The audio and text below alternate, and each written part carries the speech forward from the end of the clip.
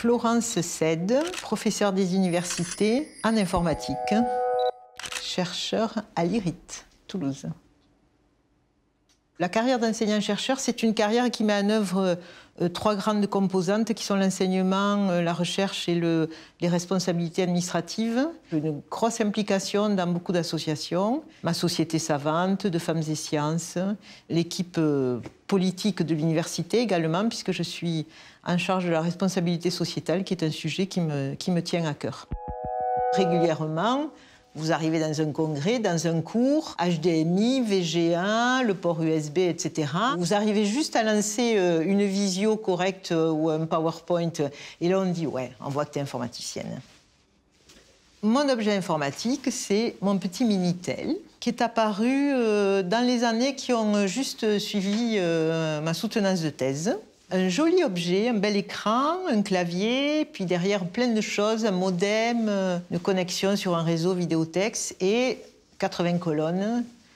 Et pour la première fois, un certain nombre de services disponibles à distance. C'était juste l'ancêtre de l'Internet, c'est le génie français. C'est quelque chose qui est cher à mon cœur et qui a marqué une période de la France où la France a su fabriquer du matériel. La France a été productrice d'ordinateurs.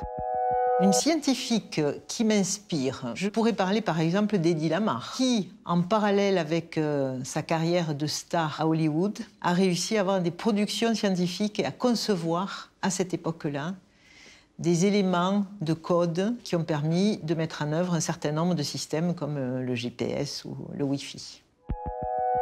Informatique, ça rime avec éthique, démocratique, république.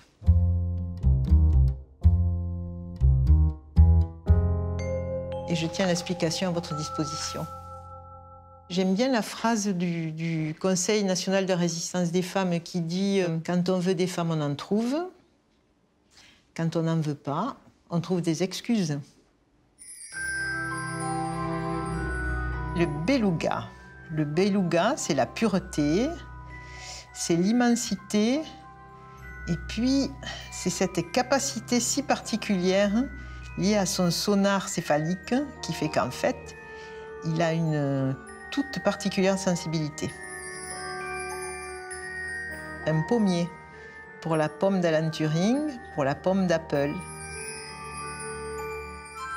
Le jaune, le soleil, la lumière, l'ouverture.